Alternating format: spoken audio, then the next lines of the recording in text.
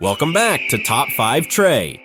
Today we're reviewing the Razer DeathAdder Essential, Razer's budget-focused gaming mouse with a true 6400 DPI sensor, classic ergonomic shape, and only basic lighting. But is it still a solid pick in 2025? Or is it too watered down? Let's jump in. Reminder, all the gear mentioned is linked in the description. Scroll down if you want to check it out. The DeathAdder Essential keeps the iconic Razer shape, right-handed, curved shell with thumb rest and textured grips. It weighs about 94 to 96 grams, without the cable, making it a bit heavy by modern ultralight standards, but many users still find it comfortable for long sessions, especially those with medium to large hands. The body is made of hard plastic with a matte finish, and the mouse includes 5 programmable buttons, left and right clicks, scroll wheel, and 2 side buttons. Lighting is minimal, offering only single color green zones on the logo and wheel. No RGB here, which fits with its budget-friendly identity. Inside, the mouse features a PixArt PAW3328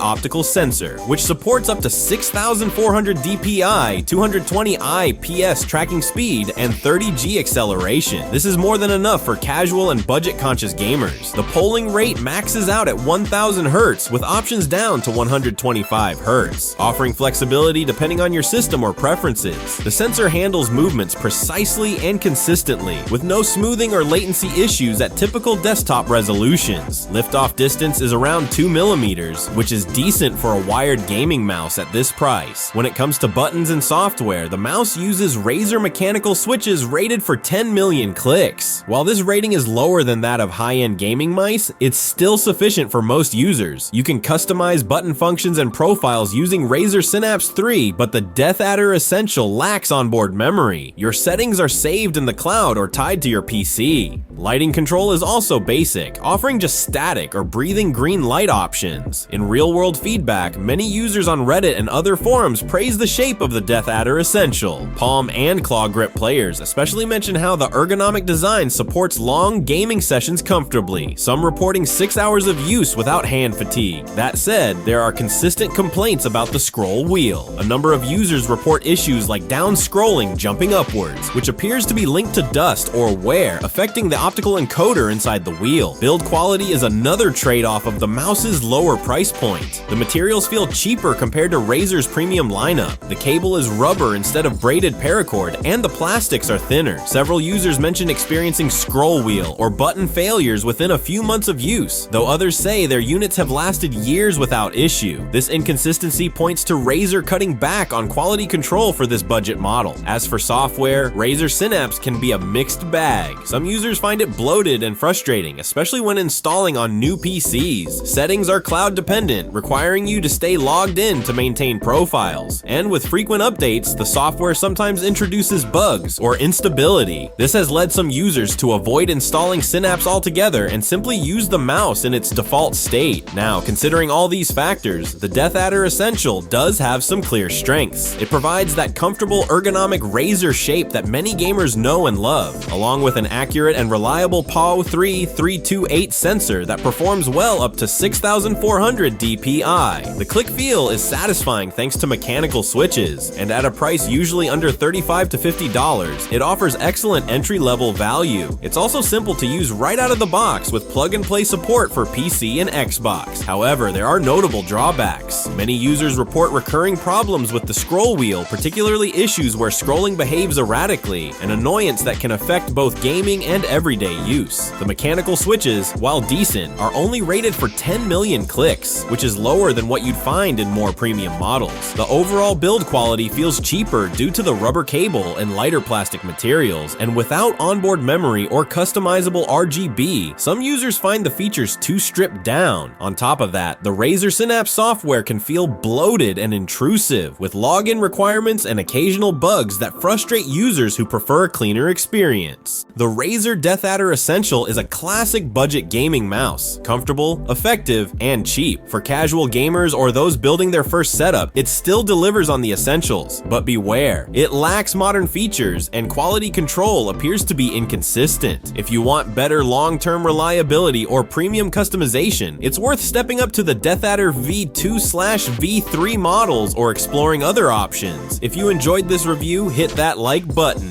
New here? Subscribe and ring the bell. You deserve better gear insights out of your top 5 tech decisions this week. This one's worth considering. Thanks for watching and catch you next time. Peace out.